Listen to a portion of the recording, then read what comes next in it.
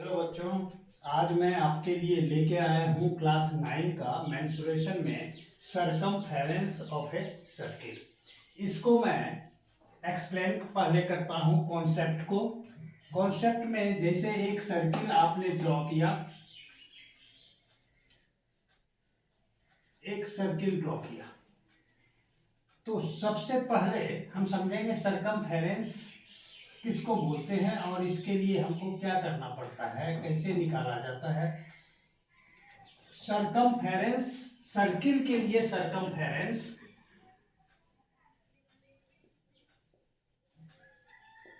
इसी को हम बाउंड्री भी बोलते हैं, बाउंड्री, या इसी को पेरीमीटर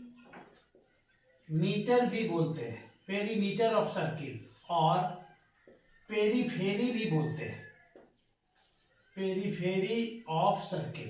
सरकमफेरेंस हो किसी सर्किल का, बाउंड्री हो किसी सर्किल का, या पेरीमीटर हो किसी सर्किल का, या पेरीफेरी हो सर्किल का, सब का मतलब circumference of the circle. Circle का ये सपोज कीजिए ये सेंटर है। अब जो है सेंटर से पास करने वाला सरकमफेरेंस, इस बाउंड्री पर का दो पॉइंट अगर हम मिलाते हैं जो सेंटर से पास करे तो इसको हम बोलते हैं डायामीटर, डायामीटर। अब देखिए ये सेंटर से सरकमफेरेंस पे एक पॉइंट का डिस्टेंस को रेडियस बोलते हैं, और ये भी रेडियस। अब देखिए डायामीटर को अगर d से डिनोट करें हम, तो d इज इक्वल टू क्या होता है, r plus R, that is कितना, 2r। मतलब डायमीटर और रेडियस में ये एक रिलेशन है। अब ये देखा गया है कि सरकमफेरेंस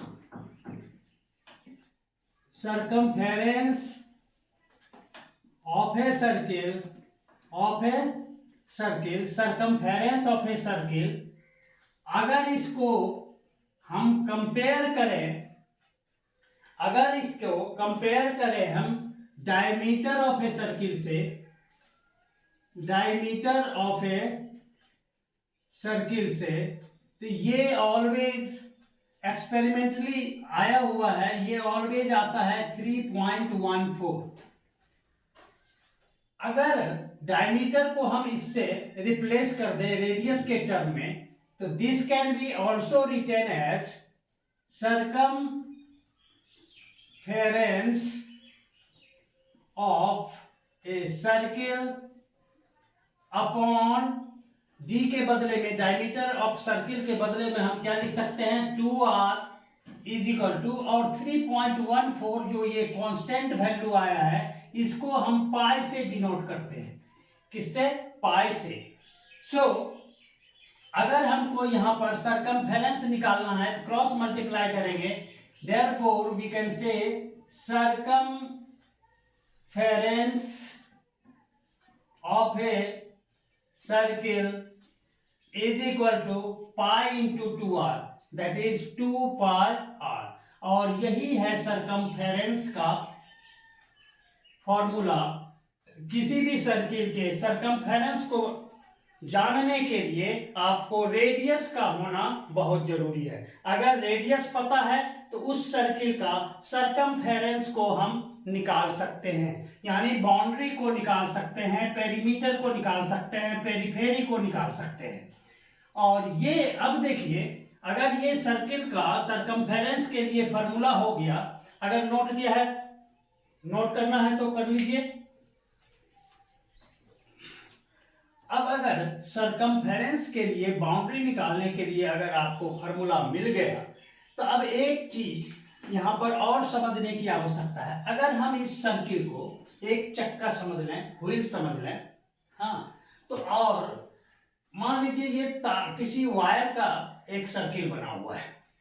अगर हम इस वायर पर मार्कर से एक किसी भी टाइप का मार्क दे दें और इसको ये मार्क आने तक रोल करें, जबकि मार्क फिर यहीं आके ना रुके, रोल करते करते फिर से मार्क यहाँ आ जाएगा, तो इसका मतलब एक चक्कर हुआ, एक चक्कर। अब क्या करते हैं, जहां तक ये पहुंचा वहां तक मैं एक मार्क कर दूं। सपोज कीजिए यहां तक पहुंचा है, एक चक्कर लेने के बाद अब जो है ये मार्क यहां पर पहुंचा है, सपोज कीजिए।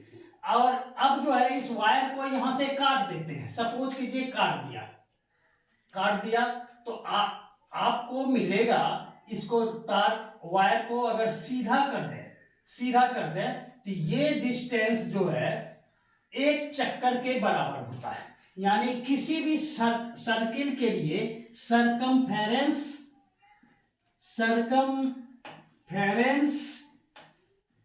Is equal to 2 pi R, and ये circumference is equal to the distance covered in one revolution। एक चक्कर अगर वो सर्किल या व्हील एक चक्कर रोटेट करता है एक रिवॉल्यूशन में, वो अपने सरकमफेरेंस के इक्वल डिस्टेंस को कवर करता है, यानी दैट इज 2 पाई आर। अब देखिए इस डायमीटर और सरकमफेरेंस के रिलेशन को, और उसके बाद अगर सर्किल को घुमाया जाए, या वो सर्किल कोई व्हील भी हो सकता है, अगर उसको एक चक्कर घुमाया जाए, एक रिवॉल्यूशन उससे कराया जाए, तो वो अपने सरकमफेरेंस के बराबर इक्वल में डिस्टेंस कवर करता है।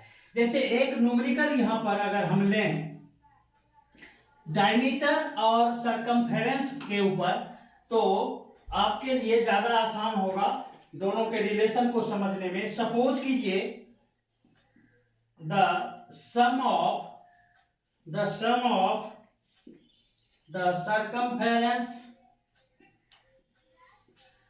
circumference and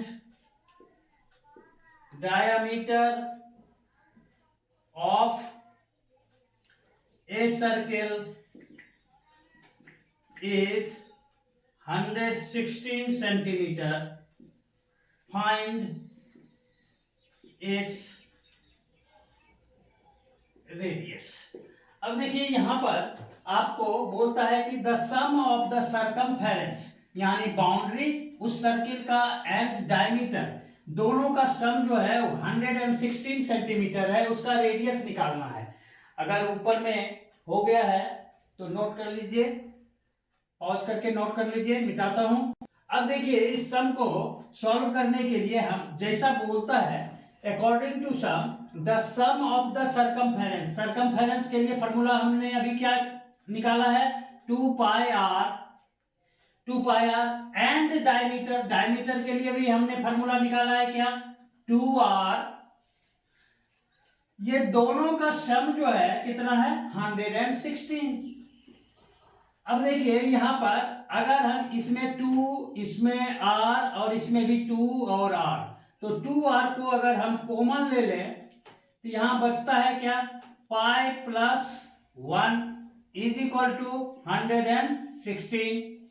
अब देखिए यहां पर अगर पाई का वैल्यू, जैसा कि अगर नहीं दिया हुआ है आपको बुक में या सम में, आपको बगल में पाई का वैल्यू नहीं दिया हुआ है, तो आप 22/7 और 3.14 ले सकते हैं।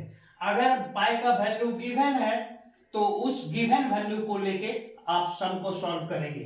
तो यहाँ पर पाई का वैल्यू दिया हुआ नहीं है, तो हम इसको लेते हैं 3.14। तो 2r pi is equal to 3.14 plus 1, this is equal to 160। अब यहां पर देखिए 2r 3.14 plus 1 that is 4.14 is equal to 160।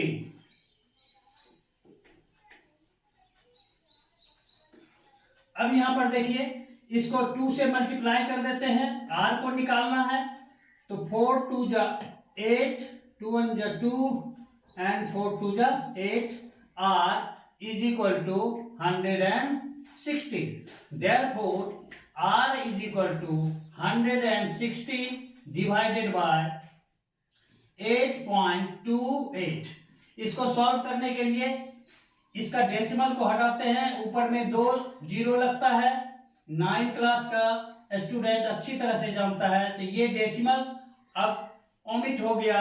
अब इसको आप जब डिवाइड करेंगे it will come around 14.009, that is equal to 14। और इसका डायमीटर ये और सरकमफेरेंस का सम जो है सेंटीमीटर में 116 सेंटीमीटर दिया हुआ था, इसीलिए आंसर में यूनिट लगा देंगे, that is 14 centimetre. Thank you very much.